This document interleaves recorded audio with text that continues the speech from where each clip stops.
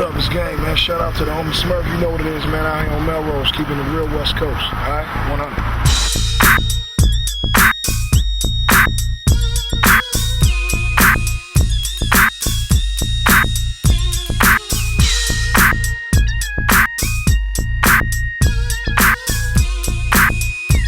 Bboy Smurf, representing, loving, keeping the art of b-boying to the highest level. The respect of hip-hop maintained through individuals like him.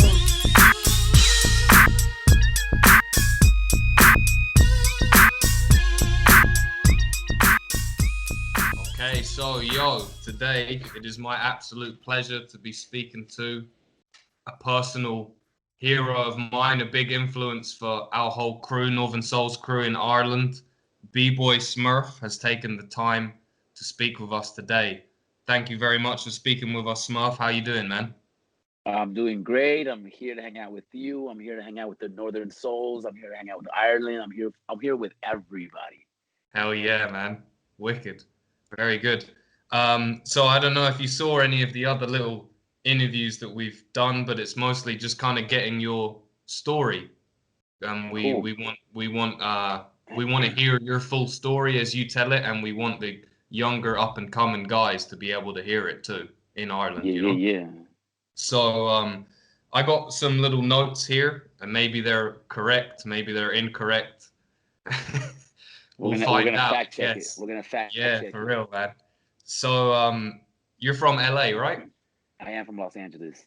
Yeah, and am I right in saying your parents are from El Salvador? Yes, they are. My mom and my dad are immigrants from El Okay. Salvador. Yeah. So were you born in LA or born in El Salvador? I was born in LA in 1982. A funny story is I was born in Los Angeles in 82, but because my parents were illegal, I have a passport in El Salvador as well. Because they thought that I was going to get deported with them if they got caught.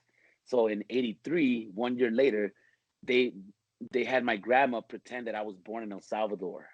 Yo, Smurf, one thing, man. Sorry, Don. Can you move your phone or whatever a bit further away from you? Because I can only see like your nose. Or if you stay there. Otherwise, they're going to be seeing like just your mouth and stuff. Fuck it. That's how they're going to enjoy it. So, were you surrounded by hip hop culture from a really early age? I was surrounded by gang culture more than hip hop. I didn't know what hip hop was until I was older. I grew up around a lot of, and my uncles were bad dudes. My uncles always got arrested. I grew up. There was a lot of. I don't know what to say. To me, it was normal, but now that I look back, there was a lot of gangs and there was a lot of violence during that time. But when I was a kid, I couldn't tell. I didn't know the difference. I was just there. Now that I'm older, I look back and yes, there was a lot of gangs and there was a lot of violence going on. Hip hop wasn't something that was around me when I was a kid. No. Oh, okay. What part of LA did you grow up in specifically? I was born in downtown. And I grew up in South Central, like Compton, Watts, and the black neighborhoods. Okay. LA is divided by two, the Mexican and the black. The Mexicans are in East LA, the blacks are in South LA. So I grew up in the South. Okay. So you grew up mostly around, actually not amongst other Hispanics? No, I didn't grow up around Hispanics. I had one of my best friends was Latino, but most of the guys I grew up with were. It was just a mixture, in LA, it's just a melting pot. But the guys in my neighborhood were all black. Oh, okay. Yeah. Okay. So then, how did you first kind of get exposed to hip hop? I have here that you had an uncle who was a popper. I did. Where'd you get all this information from? I'll tell you after, man. My uncles were drunks. They always drink, they always party. So when I was a kid, I used to stay up late and watch them, and all they did was get drunk and start battling and popping. Okay. So they were popping. That was the first time I seen somebody battle in this way, like in a dance format.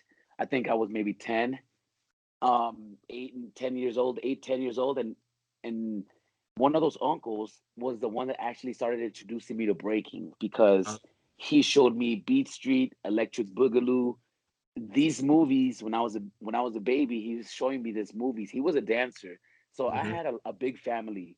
I have maybe I want to say 10 uncles, Okay. and out of the 10 uncles, one of them was a dancer, which is this uncle that I'm talking about, and he's the Uncle one that Malvin, introduced me to Uncle Malvin. Yeah, we used to call I him got you. Calzone Underwear, and yeah, he's the one that just showed me all this breaking stuff. You know, I didn't really start breaking when he showed it to me, but when he showed it to me, I started doing it in school, and I Uh-huh. was trying to backspin and shit like this.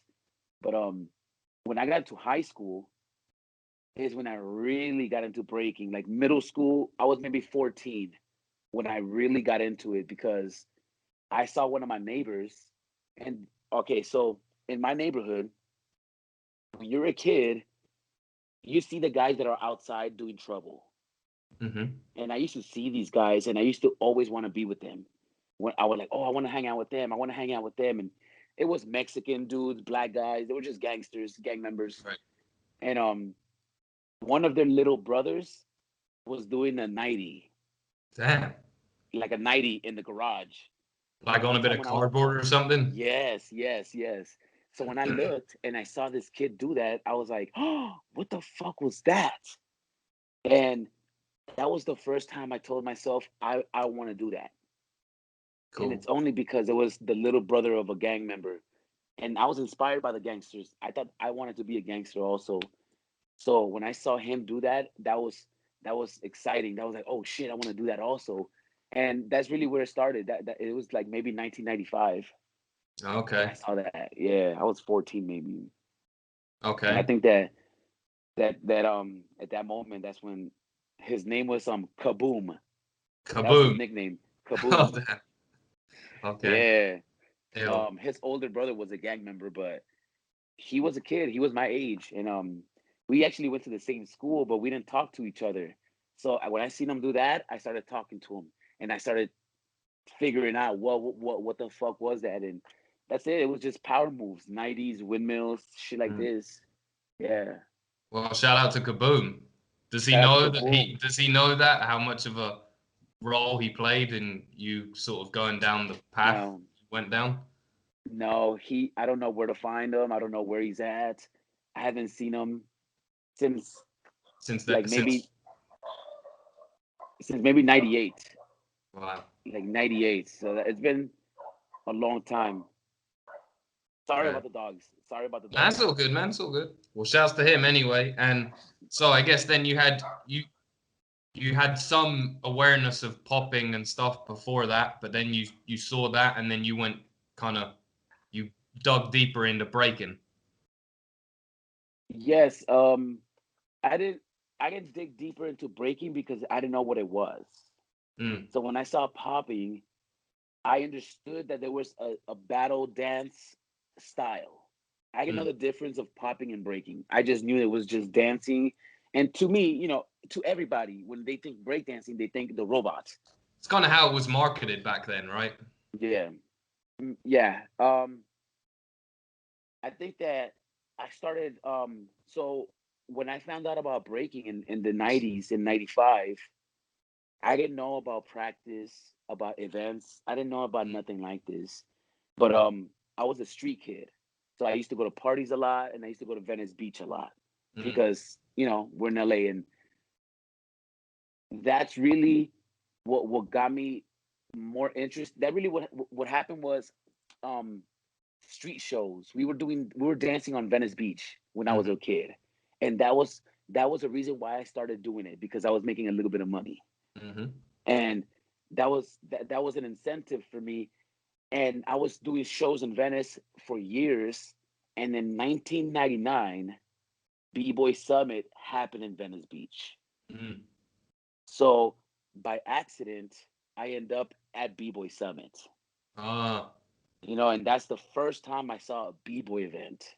that was your first event, That was proper. my first time, and we were dancing in Venice, and I started seeing a lot of b-boys, a lot of Mm, dancers, and there was just too many, and I was like, "What the fuck is this?" And coming to find out, B-Boy Summit was in Venice Beach, and that was my first time at an event, which was an accident. That was the first time I saw B-Boys, B-Boy, like And battles how in the was that? cypher. How did that feel? Was that like, did it blow your mind, or like, I guess you still remember it quite clearly, I guess. I do remember it quite clearly. I do remember being there, trying to make money, and we are the reason we love the streets was because when people come to visit Los Angeles, Yeah. we used to dance in Hollywood and Venice Beach.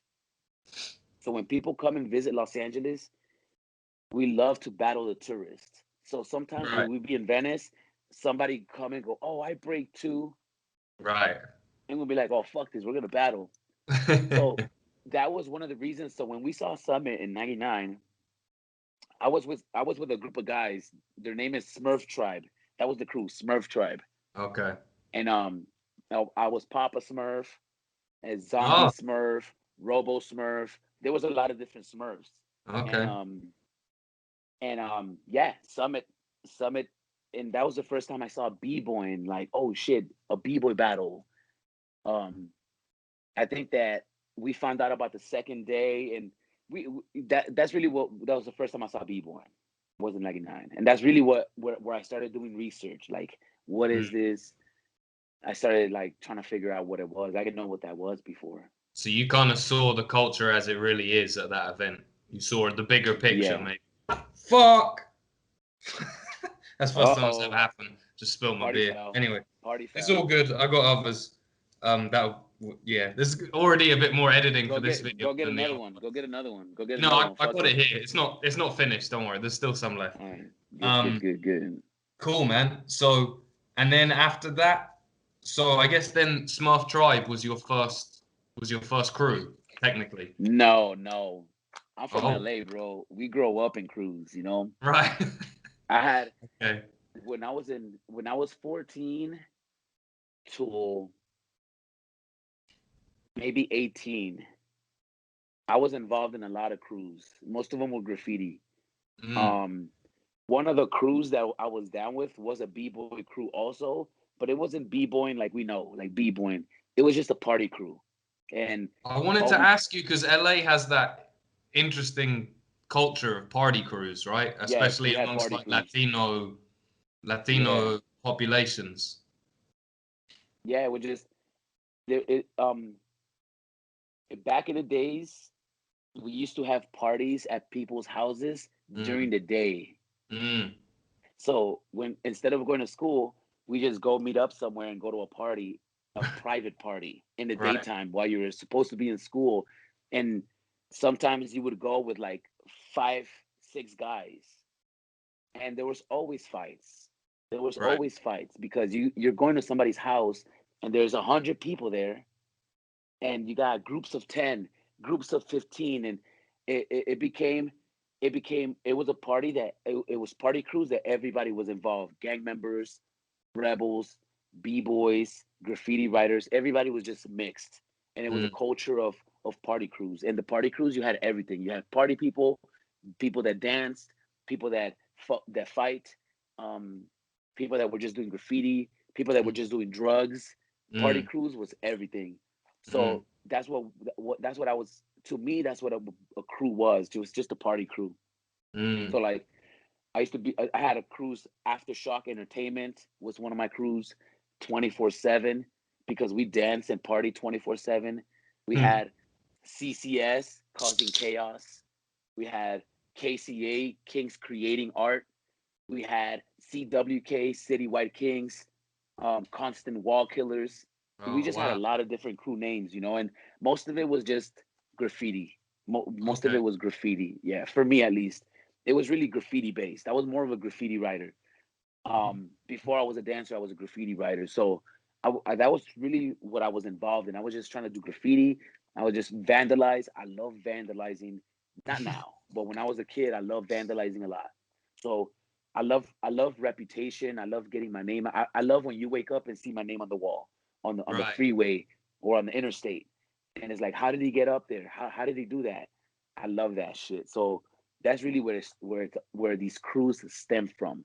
And my attitude and my aggressive attitude Mm. comes from that culture. Wow, that's wicked, man. Yeah. We sort of touched on like similar things with Q Rock because you know he has that like graffiti background as well, and I asked him about how he thought that maybe influenced his breaking, and I want to ask you the same question: how that would have influenced your breaking coming from that graffiti background, and then now when you start to break, do you think it influenced how you break? Yes, I feel like the graffiti influenced my break in a sense that it made me a marketing genius. You know, graffiti has a lot of marketing um aspects to it. When I worked for a job for 10 years, I did marketing for an office. I actually Mm. did marketing for 32 offices. I used to be a marketing director, and Oh, I connected a lot of that with the graffiti I was doing when I was a kid. I was aware of how a brand or a logo looked, and I understood that if you saw this plenty of times, it started registering it and you started becoming more comfortable with it. I started figuring out where I should do graffiti more. I would pick out where the schools are, and then I would go do graffiti 1 mile from that school, so everybody in that school knows who I am. And I took b-boying the same way. When I grew up, I wanted to battle everybody in every city, so I mm. started taking the buses. The same strategy I took from graffiti, I applied it to breaking. The only thing that didn't transfer was the violence, because there's no violence in b-boying, and there's a Right, lot of violence in graffiti, a lot of right. violence. So in graffiti you had to be more,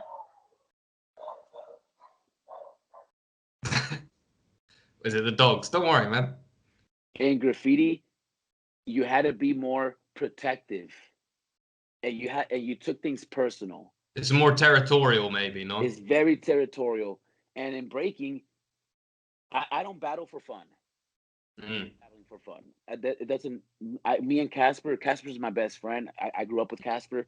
Me and Casper, we never battle for fun, and we always battle only when we're mad, and we have to. We can't like you.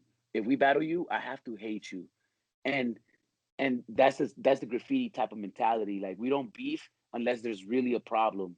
So, that's just my old mentality, I guess. But yeah, I love that breaking is not like that. But my attitude comes from graffiti. I love graffiti. I don't do graffiti because it's too scary. Yeah, well, I read or heard you say that eventually it became kind of a bit difficult to continue doing it because you kept getting picked up by the cops, right? I kept getting my biggest concern with graffiti growing up was me getting hurt. So You know, even by a rival graffiti crew or by yes, right? but anybody in Los Angeles, Because you see that the stuff in code. LA about people Xing out each other's. Oh It's yeah, like seems much closer tied with gang culture than like for it example is. b-boying It is. is. Graffiti is not. Is more gang culture than hip hop culture Right. in the city, and people that do graffiti, they're doing violent crimes. They're beating people up. They're putting people in the hospital. That's the culture. The culture is, if I'm a graffiti writer, every day me and you are gonna do graffiti, and we're gonna drive around. And if we see somebody else do graffiti, we're gonna take their money. We're gonna take their paint. And we're gonna beat them up. And Right. sometimes some guys come out with weapons and they want to Yeah. knock you out. That's the culture, and that's how I grew up. I grew up being in the street, always being scared, always being aware of my surroundings. I grew up running away from people. I've been shot at. I've been stabbed. I've Yeah. had groups of people chase me, and it was just, to me, in the moment, it was fun Mm. because I didn't understand the greater scheme of things. You know, when I turned 18, um, actually, when I was in school one time, somebody put me in the hospital. Somebody got a bottle and hit me in the face. It was some graffiti rivals, and it really affected me. It really made me think, because my friends were in the hospital. My friends were going to jail, Yeah.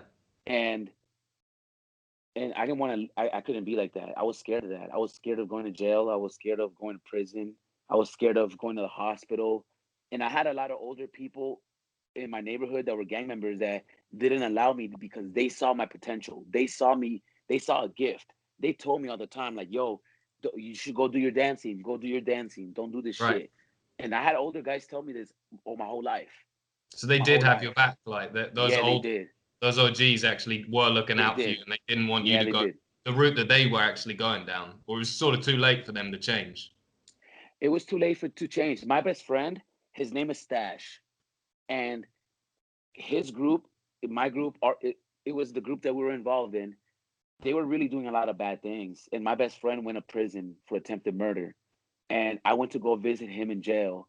And this is, when I was 17, my mom, my mom went to court for me a lot of times because I used to get in a lot of trouble. And the way I was going, I was going to be in prison. I was going to Mm. be in prison. There was no way out. I was always in court. I was always getting arrested. I was always getting jailed up. And all my friends were always in the hospital. They were always driving around. It was just so negative. And I always wanted to be a part of it. I wanted to go. I'm like, yo, I'm coming. And a lot of times they tell me, nah, you stay. Like, I was responsible for the graffiti because I Oh, was talent. I was artistic. So mm. the guys that used to fight, they used to put me in the car. We used to drive around and go do graffiti in the rival neighborhoods. And when the time to fight, I wasn't my job to fight. We had other people to fight, the bigger guys. Right. But so we all had different jobs in the group. My job was to do the walls, but I had protection. And get People back always in the protected car. me and get back in the car. And a lot of times people chase me.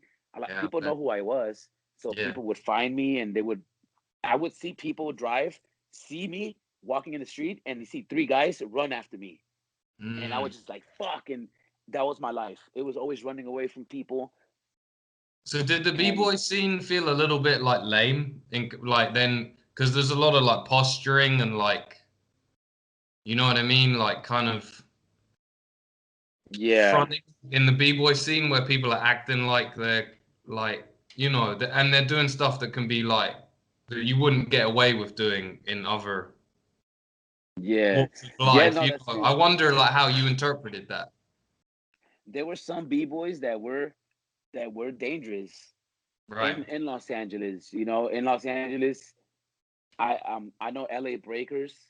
We had a Mm. lot of problem with LA Breakers for a long Oh, time, you know. Um, and with LA Breakers, we had a lot of issues where it got violent, and there was a oh, lot of members really? in my group and LA Breakers. We were always fighting each other, and they used to come. It was heavy for a long time. So to me, the b-boy scene was just LA people.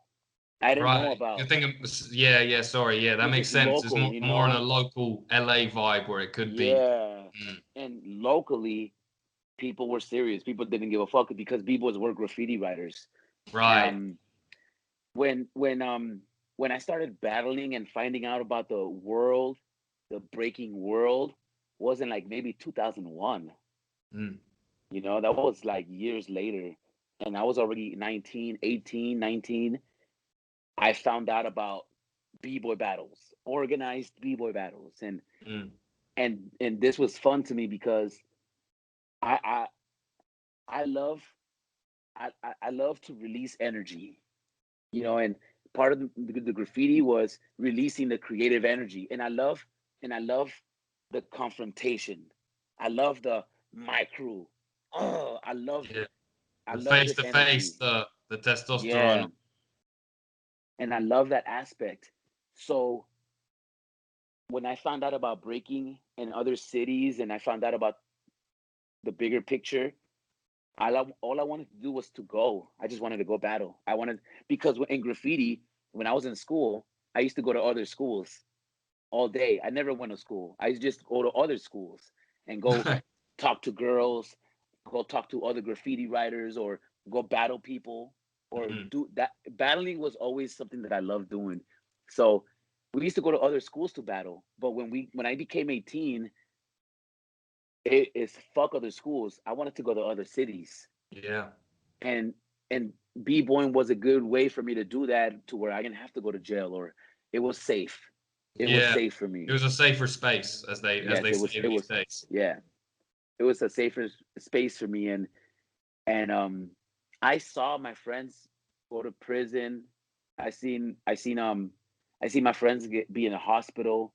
I seen a lot of bad things happen to people. It happened to me too. You know, I've been arrested. I've been in jail. I've been in a hospital. So I don't want to live like that. I seen it happen, and I didn't want to become that. So yeah, breaking was something that I took advantage of. And when I turned 18, like 2000, 2001, 2002, I started expanding more, and I started traveling a little bit more. And Mm. when with Casper, we started going to Boston. We used to take the bus from LA to New York on the bus, Like the Greyhound bus. How many hours is that? 4 days, Oh, damn, dude. nonstop, Not really. Not even. nonstop. Damn.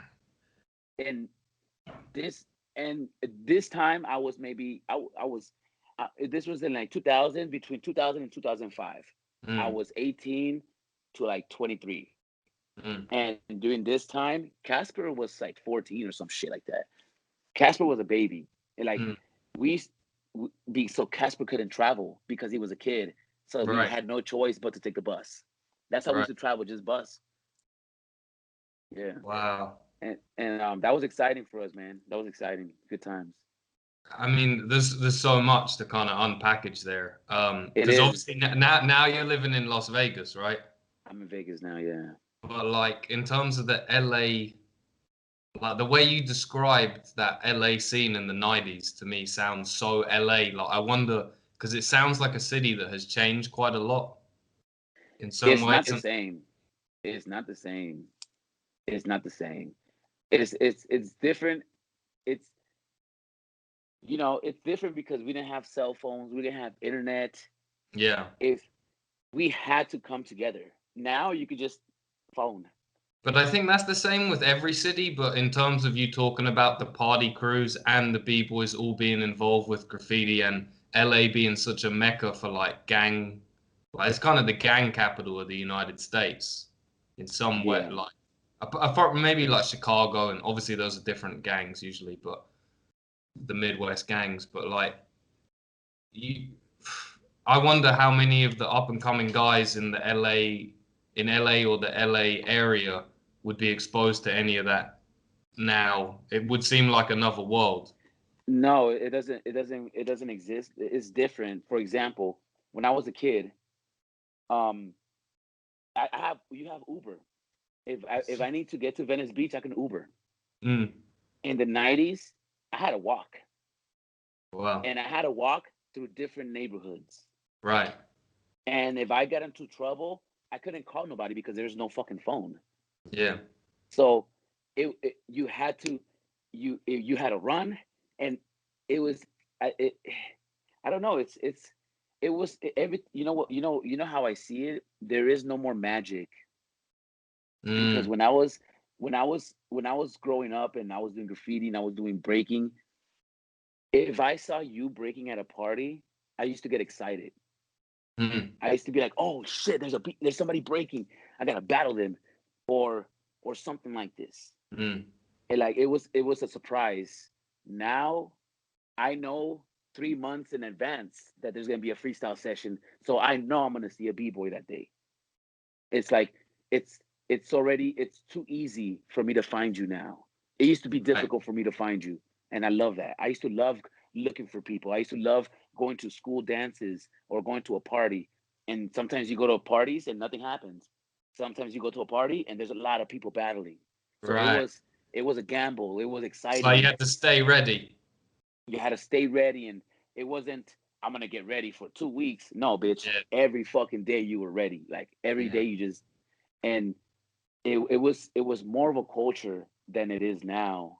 Yeah. Like now, if you tell a b-boy to do a tag, most b-boys don't have a tag. They don't even know how to write their name properly. Mm, So it's like it used to be it used to be a culture. Maybe now I don't feel like it's a culture anymore. There is no culture behind. We don't dance to hip hop no more. Most most crews don't have a graffiti, a popper, a DJ. Back in the days, every crew had everything. Yeah. Like that's why with my crew, like the Zulu Kingz, I started the graffiti chapter in the Zulu Kingz. I Oh, started the popping chapter in the Zulu Kingz. So I saw this was something that I require in my crew. I require to right. have everything. We need DJs, we need poppers, we need graffiti, we need everything. We can't just be, you know, I'm a graffiti writer, so when I got down with Zulu Kingz, I got down with Zulu Kingz as a graffiti writer. I didn't get down as a b-boy.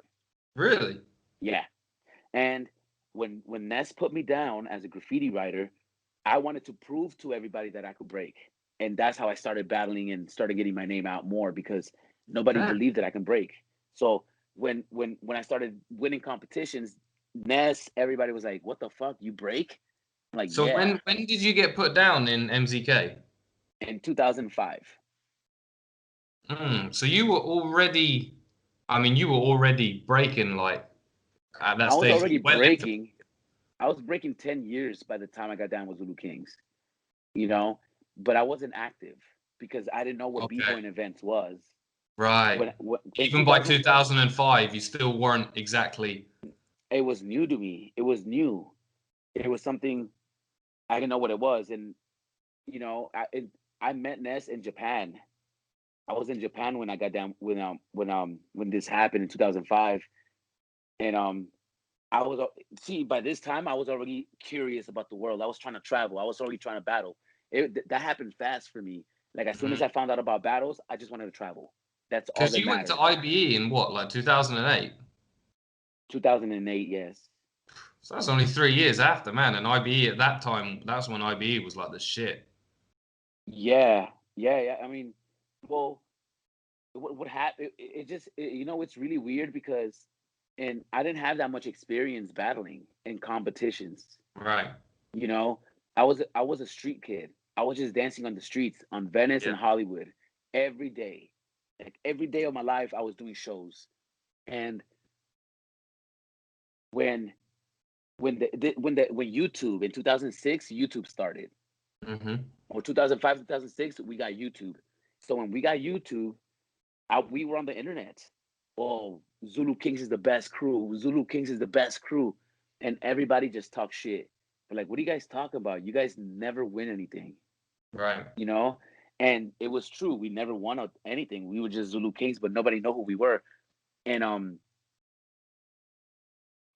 Ness told everybody, okay, next year, 2006, Zulu Kingz is gonna do freestyle session, and he said we're gonna win, And you won, and right? we won. But we never battled before. We never did a freestyle session before. None of this shit, you know. But we were a crew. We were really tight. Like during Mm-hmm. this time, even though Phantom was in New York, Taekwon was in New York, Vix Mm-hmm. was in New York, and I was in LA, and we had Texas, we had Omar in Texas, we had K-Mel in LA. Even though we were in different cities, we used to come together all the time. Right. Before we battled together, we used to travel and just meet together, and we became really good friends. You know, like I love these guys. Like I went to New York and I stayed with Phantom, and this was in 2005. Like this is early before I know anything. You know, we were Mm. really close, and we all had the same goal. We all just wanted to smoke people.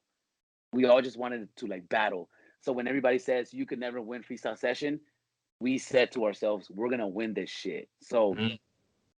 we all go and we won that shit. And I think that was a moment that made everybody pay attention to the Zulu Kingz. That was like an epitome. That was a very important moment for our crew. You know, It that's put you guys really on the it. map in a way. It really put us on the map, and it was one.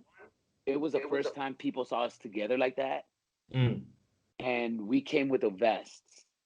We all Yeah. had custom vests, and that was the first time people saw that. You know, and I think that made an impact. And then our style, it wasn't the usual power move style. Mm. We had a lot of rocking. We had a lot of, and it was the first time I think also that you had East Coast and West Coast styles, because I'm not from the East Coast, I'm from the West Coast. In the beginning of my breaking career, I was just a powerhead. I just did windmills, halos, flares. I was just trying to do 90s. I was just doing power. So you know, when this happened, I just feel like it was just we just looked special, you know. It was just something special for me, at least. It was special for Stood me. out. Yeah, you stood Yeah, it out stood from the out. It rest was of the different. crowd.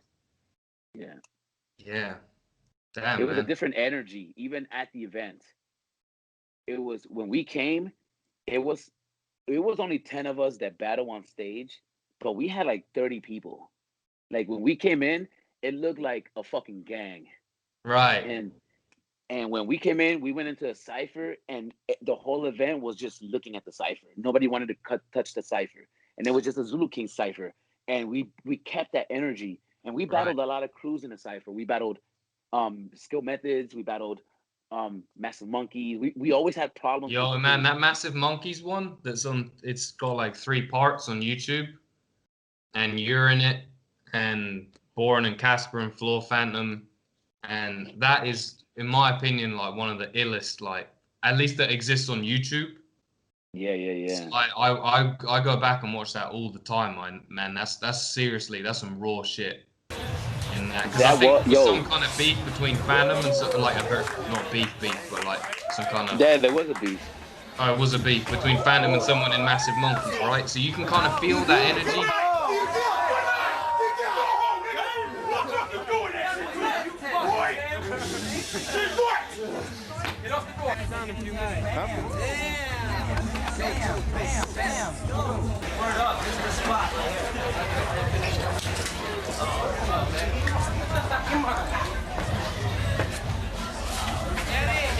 Now you go, nigga, when I'm done. Oh, juicy. You said no talking, bro. Follow your own rules. Woo! What's your money's worth? Woo! Fire! Yeah, that was dope. That battle was outside in the parking lot. Yeah. It was in the parking lot. How often does that happen now, do you think? It happens at our events. Does it? No, it still happens, and there's a lot of kids battling each other right now. I think that like Kid Columbia, if you get Kid Columbia upset, he's gonna battle you in the parking lot. Like He'll call you out, yeah. yeah, these kids are crazy like that. Like Little Kev is gonna call you out. Into like Lucy Sky, like these guys are battling in the backstage all the time. You know, Right. so it happens now. It happens, you know. I think that now during that time, it was really cruel. It was like, Yeah, that's what you I'm know, it saying. was like, That's what I'm saying. Where one crew is going in to support, that's just Floor Phantom's thing, but all of MZK is there. well, you know what, to tell you an inside, me and Phantom had problems with Pitbull from Massive Monkeys, but I had a lot of problems with Pitbull as well. Okay. So, and a lot of us had problems with each other. It wasn't just Okay. Phantom. It was Right. me, It was Phantom, already Victor. underway kind of There thing. was a lot of tension already between a lot of members. You know, me and Pitbull battle a lot of times, and for a long time we didn't talk to each other, but now we're cool. But there was, you know, we had issues with a lot of people, and we didn't want to be nobody's friends. We were just aggressive, and we just wanted to let you know that the crew was here, and that's it. You know, we were the Yeah. best and shit. Yeah. Damn, man. Okay. Can I ask you about Boogie Brats? Yeah, Because you're in Boogie Brats, right? technically, yeah. Because that's why I wanted to ask you about it. Because Boogie Brats, I'm just interested to know about the connection between Boogie Brats, which is like a Canadian Right. crew, but then Well, how you sort KML. of got it through KML. Okay. Yeah, through KML. Hold up. Okay, do that. I'm gonna grab another beer. Yeah, yeah. Hey, you guys can edit this. Yeah, 100%.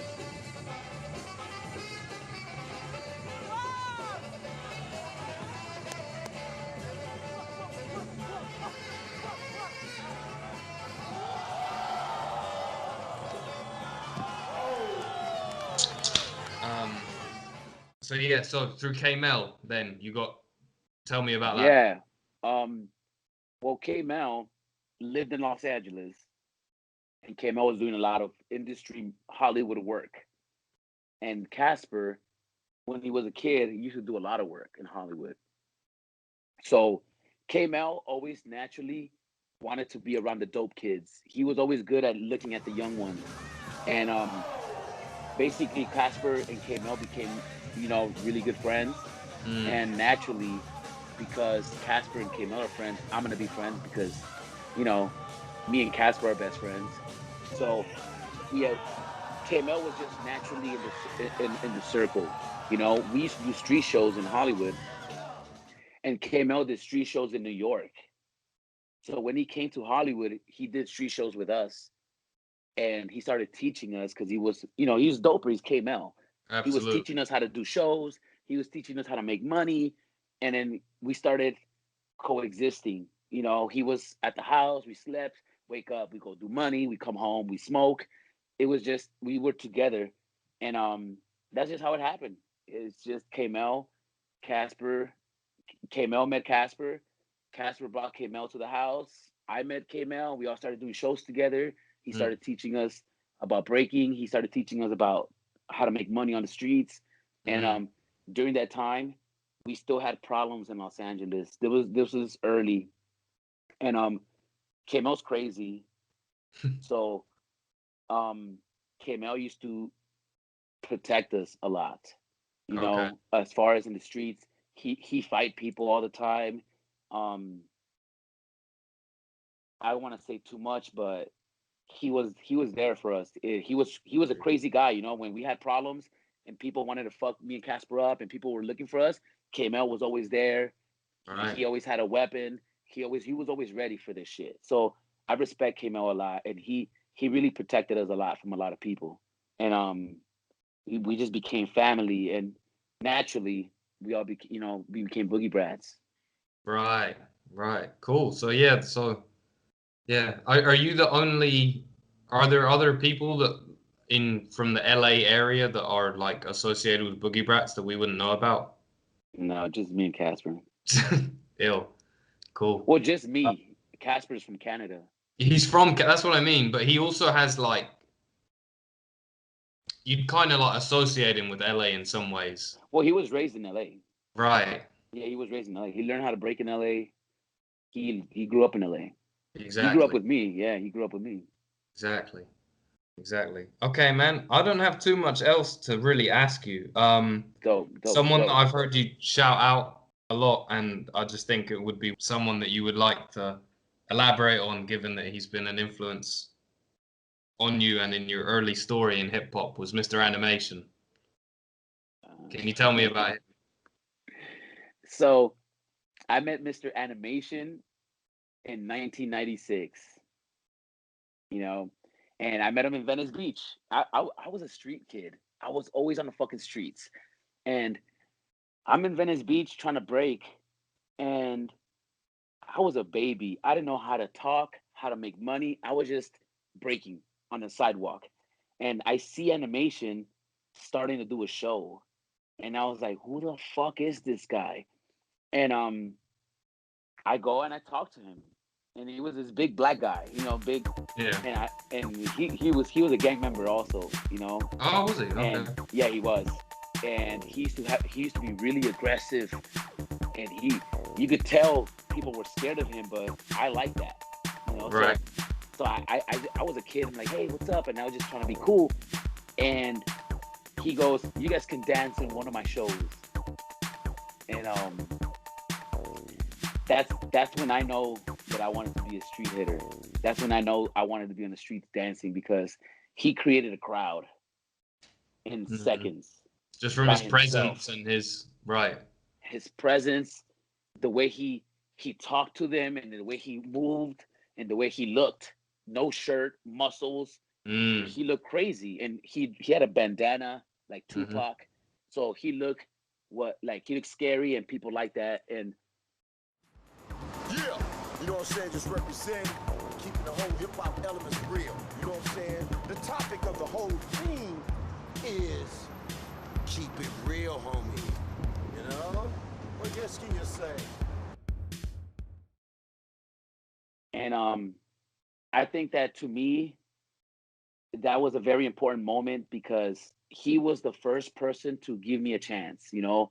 Even after Animation, nobody gave me a chance. Like Mm. I wanted to be down with LA Breakers. Mm. And I wanted to be down with California. Like I wanted to be down with all these crews before Zulu Kingz. Like Right. before all this shit. Like in the 90s, I wanted to Right. be Like LA more local Breakers. crews, more. Yeah. I love the local crews, but nobody wanted me. Nobody wanted me. LA Breakers said no. Everybody say no in LA.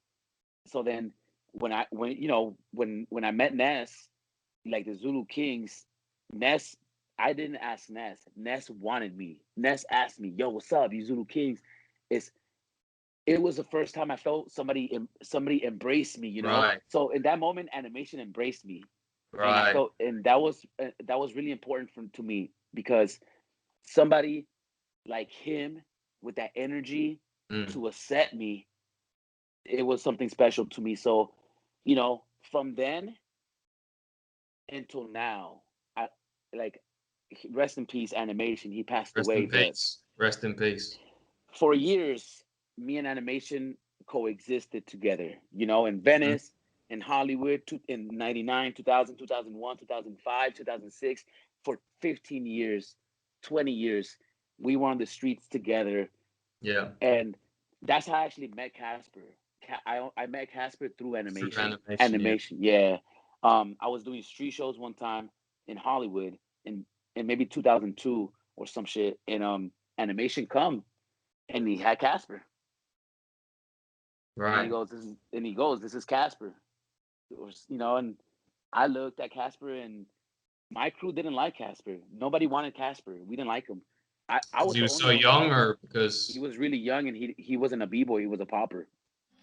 Right. Because animation's a popper, so he was Yeah. learning how to pop from animation. Right.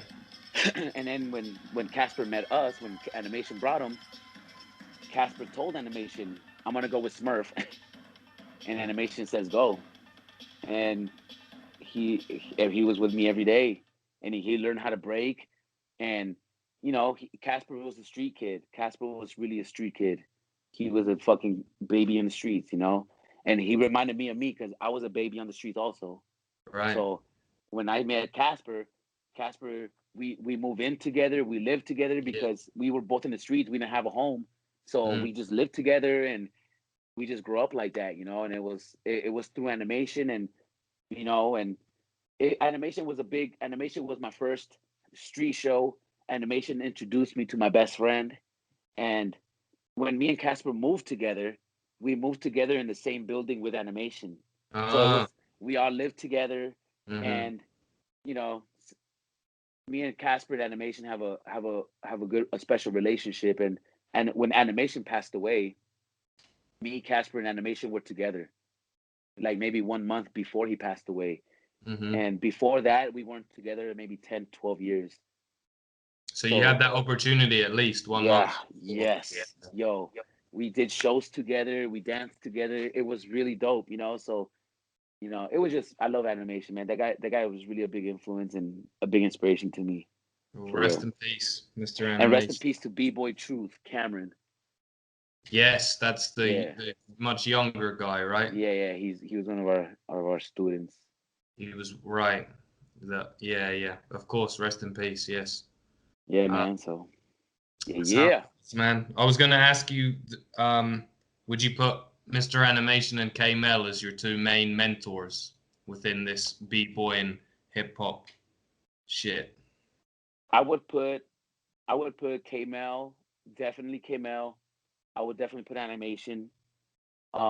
Different aspects of inspiration. Mm-hmm. Um, Casper is one of my biggest inspirations. Um, my crew, obviously my crew. Ivan, B-boy Ivan, yeah. Ivan is probably the first guy. Like I I didn't know him personally when I was a baby, when I was a kid, but watching him was very inspirational. He was like, Mm-hmm. but yeah, physically, as far as mentors, physical in relationships, K Mel and animation are my biggest inspirations, and We, Casper. Yeah. we are. I know you are kind of you got your time limits on this, so I'm just gonna ask you if there's one final thing you want to say before we finish this. Yes, So I want especially for everybody. any of the young guys coming up in Ireland, or for anyone that might watch it, if there's any message you want to put out there.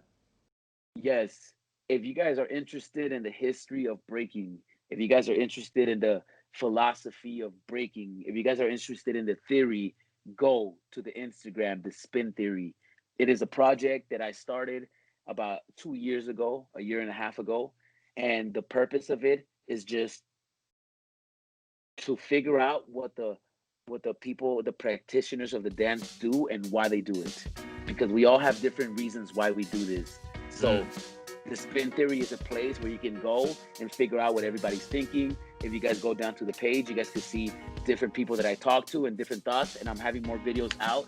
I just don't have the time to edit, but I have it all. And if you guys wanna know more about the history, go to the Spin Theory and check out the YouTube. Wicked. Okay. Yo, my man Smurf, I've super enjoyed this, man. Thank you so Thank much you. for taking the time for this. And we'll catch you soon, man.